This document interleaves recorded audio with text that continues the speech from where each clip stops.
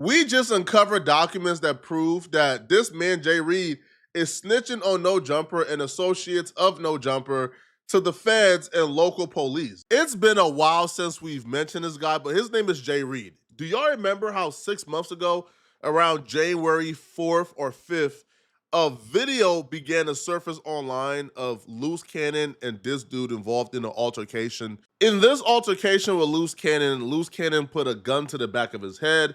Loose Cannon knocked him out several times. He got back up. Loose Cannon homies jumped him. Loose Cannon homies jumped his friend that was with him, who was 60 years old. They stripped both of them like naked. The other homie had no clothes on whatsoever. He got stripped. His shirt came off. His pants came off at some point.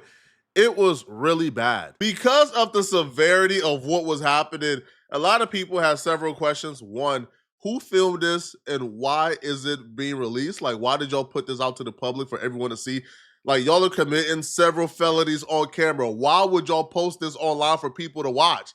And then two, what led up to this? Now, depending on who you ask, there's conflicting stories. What we do know is a fact from both sides is the CEO of a network called the Dash Network. Is like a Zeus replica. They have the various reality shows. He was supposed to pull up to have a meeting with Wack 100 at No Jumper. Dash was offering Wack 100 equity within the company because they want Wack 100 to come and run a certain section of Dash and pretty much bring, the sauce back to Dash. The owner, his name is Mozzie, he canceled last minute. So he couldn't make it to the meeting at No Jumper.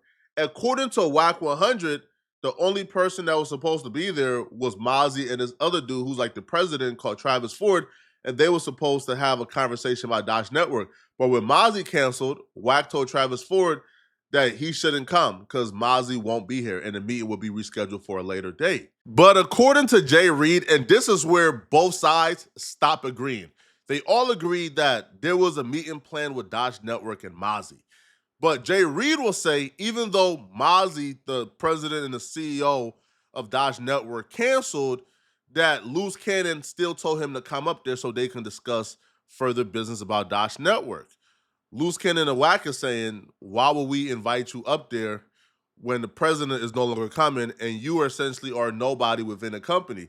Jay Reed is saying that Loose Cannon texted him about 3 times to pull up to No Jumper to have the meeting. And when he pulled up, they began to talk about Loose Cannon wanting to see certain things in terms of the subscriber counts, in terms of the metrics, and that conversation went bad. Jay Reed will say the conversation went bad out of nowhere, as if it was already planned that Loose Cannon was going to do that to him, because he didn't say anything disrespectful. They weren't arguing. They had no disagreements whatsoever. Loose Cannon just punched him and things went bad afterwards. So I'm learning about the subscribers. So we were stuck on the issue about 80,000 subscribers that Dash Network has. So it was an issue, it was a situation upon seeing the spreadsheet. Now we wanted to see the spreadsheet because we wanted to see how these 80K followers are still there on this site. Now, me bringing the situation of hand, I'm the front runner, I'm the connection. So I don't feel no type of way about me being there because this is business. So as me and Luce begin to speak, he says, hey, Jay Reed, see, this is where we have a situation where we need to see the spreadsheet for the network. As he began to say that, he calls Wack over there and Wack begins to speak. Wack gets to showing me like, hey, man, this is not what we're asking for. We need to go ahead and get that out. And as I get to looking, man, it just, and Rock, when I tell you this, man, it throws me all off guard because I wasn't aware at all. Next thing you know, I'm getting punched up in the face and it just goes crazy at that point, as y'all can see. Just totally threw me off guard, man, because I'm thinking in my head, this is my brother. This is somebody I talk to and I converse with weekly. Hit him with the top of the AM, and if anybody know me, I hit everybody the same way. Top of the AM, he hits back. Grand Rising, King, he do the same thing. We go back. We got love for each other. At this point, I'm thinking. So that's why I'm threw off. Wack 100 will call Jay Reed a liar. Wack 100 will claim the confrontation was heated. The confrontation wasn't as peaceful as Jay Reed would like it to believe. Wack will say that Jay Reed and Loose Cannon are from opposing hoods. They are enemies by law of gangbanging. So when Jay Reed came and they was having a conversation, Jay Reed began to ask questions about Adam 22 and why they was letting a white boy dictate and run things in the culture. And then they began to talk about Dash Network, and they had some type of disagreement. And according to Wack, Jay Reed banged on Loose Cannon. For y'all who ain't from LA, banging means when you say on my gang, on this, like for example, right? Y'all know, man, okay? Y'all know I bang one deuce, okay? I bang West Fargo Unicorn one deuce. That's 12. We the police. So if I'm talking to somebody and let's just say we having a disagreement and I say on one deuce, on Fargo Unicorns. Well, if we are already enemies, then that can spark a confrontation. And that's what Wack is saying happened. Something can happen. You understand what I'm saying? Mm-hmm. If I'm talking to a Crip and he say, hey, Wack, so you telling me you whoop-de-whoop, and I tell him, nigga, on power root, take it how you want to take it. Once I deliver that to him, he could ignore that, hear it like, and dismiss it, or he can hear it as aggression and disrespect, right? And when I step back, it's two men, and the fight started. Now, I'm gonna be real, it was 8 or 9 of my people on the wall, right? They didn't held because they see I'm not involved in the immediate direct. I've had people say, well, why you didn't get in the middle of it? Well, I don't know him. And if I get in the middle of it and somebody swing, my people off the wall. Ain't no stopping at that point in time. It's two men. You know what I mean? I step back, y'all gonna squabble, you gonna squabble. I think what happened was because dude tucked his tail and didn't really, show the amount of aggression back that he had when he was talking, that left, instead of it being a 4-on-2, if that's what we want to look at it as, because in my world, a 4-on-2 is an even fade. You give me one of my homies any four, it's a fight. Whether we win, lose, or draw, it's just gonna be a fight. Loose Cannon will also hop online to claim victory in the situation, to claim victory over Jay Reed. And Loose Cannon will taunt Jay Reed and mock Jay Reed and call Jay Reed a buster for not throwing a punch back. Sweetie! You mad that you came there clout chasing and got what you got? You mad because you didn't throw one punch back because you was a sucker? You mad because you went out like a buster, a cotton ball, a boiled egg, cottage cheese, tuna sandwich, soft. Boy, nothing about you is hard. Nothing. Bubble butt. If y'all don't understand, I don't pick and choose. I accept all competition. I'm not gonna be telling y'all stories and all this about what I do. I just put you on camera. Y'all see it for yourselves. In response to the video, Loose Cannon is saying, I don't do too much talking. I don't gotta tell y'all I'm tough. I'll just put y'all on camera. Y'all see it for yourselves, admitting that, they were the ones who published the video and they were the ones on camera committing the act. Now, while Loose Cannon is taunting Jay Reed is playing the long game. Now, Jay Reed is a gangbanger, right? He's from 187 or something gangsta crib. So he a gangbanger. But Jay Reed is saying, hell with the gangbanging. He wants the bag. So he's playing the long game. Jay Reed is in interviews crying, shedding tears over this situation. And he's also implicating No Jumper and claiming that No Jumper didn't do enough to protect him while he was there. You would never expect the people that been on that yard with the black brother, your brothers you'd been around and got their back would come out here and,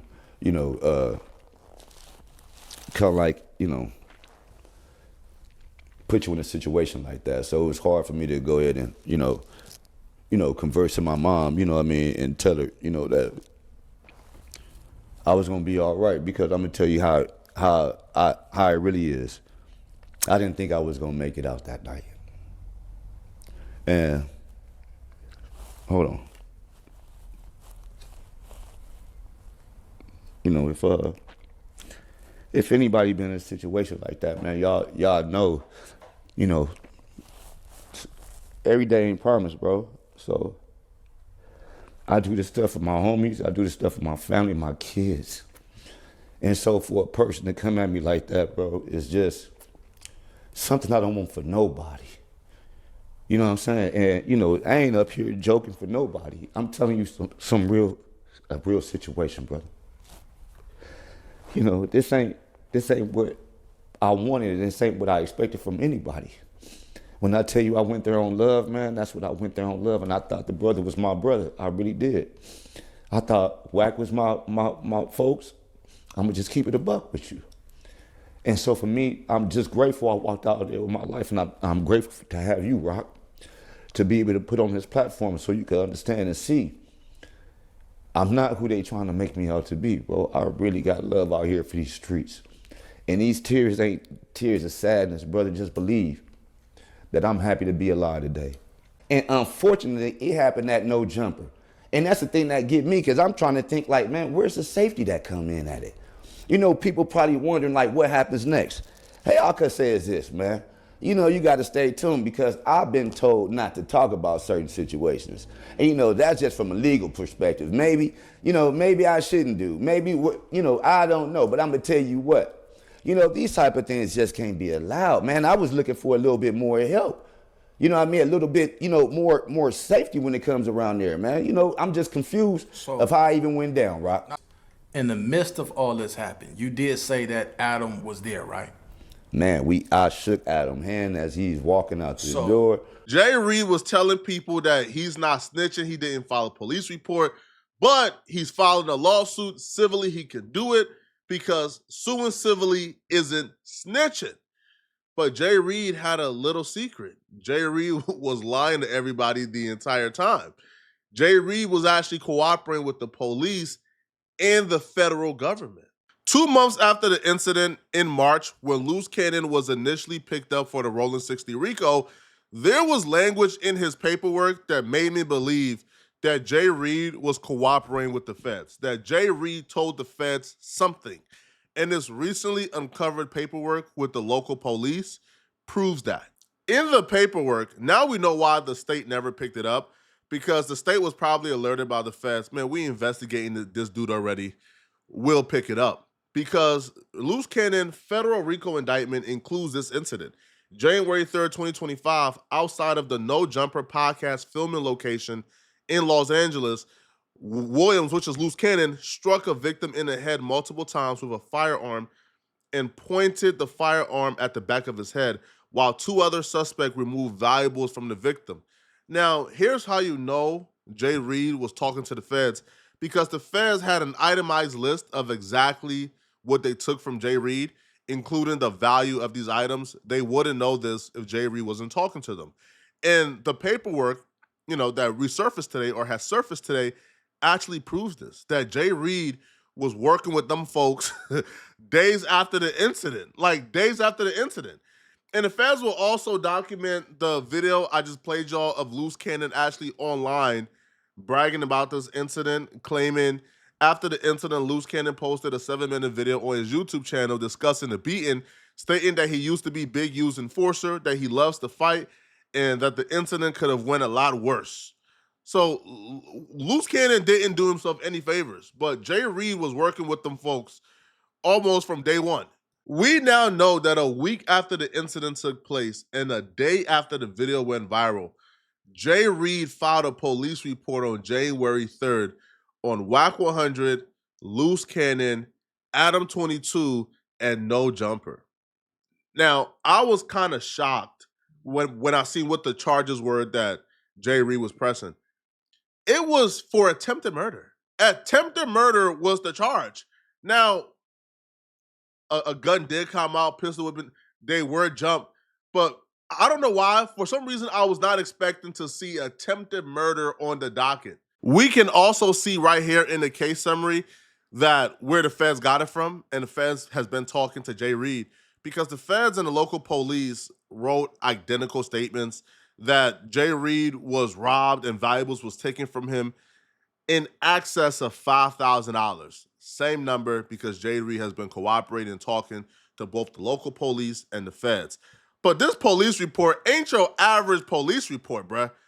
Jay Reed did unimaginable talking in this police report, bruh. This man put gang files on people, bruh.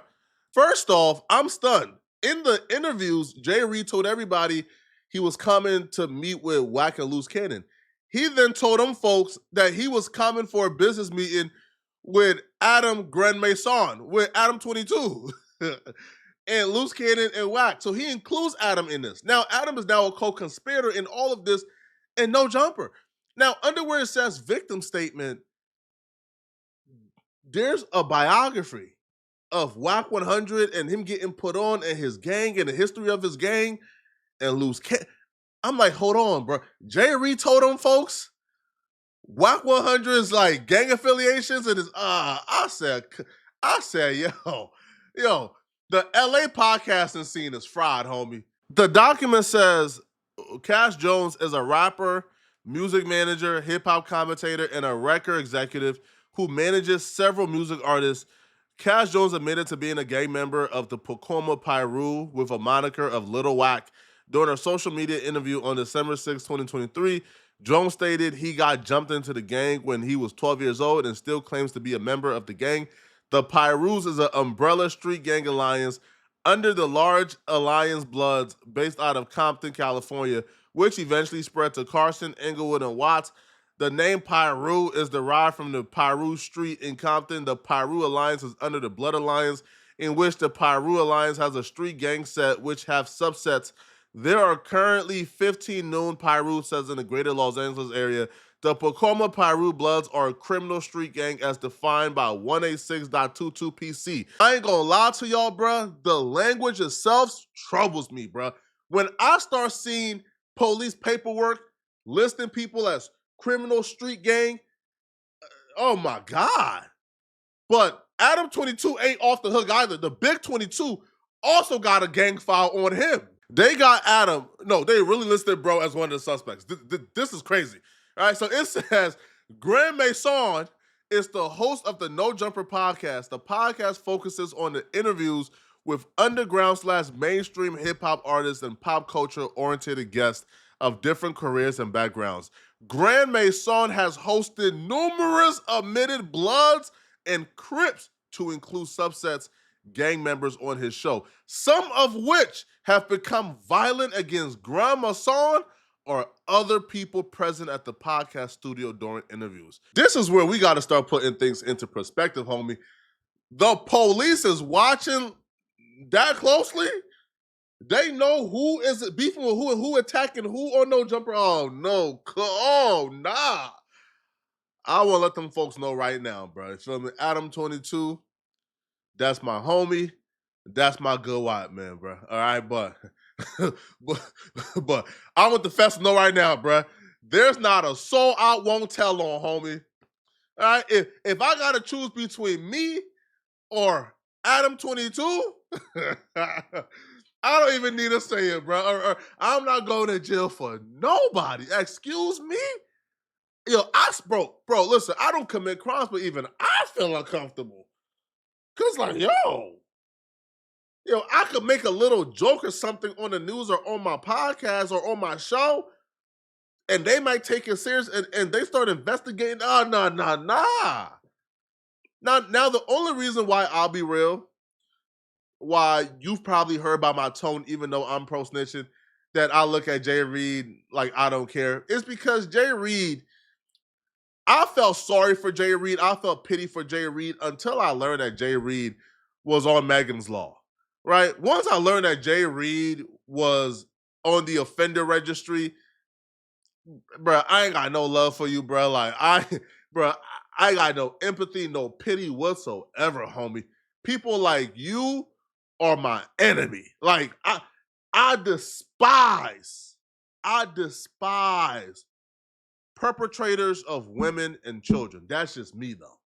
I don't want to know the story. I don't want to know how you end up on there. If you are on there until you get yourself off that list, I despise people like you. I can't even read what he is being charged for or charged with because I would essentially get this video clapped and taken off YouTube.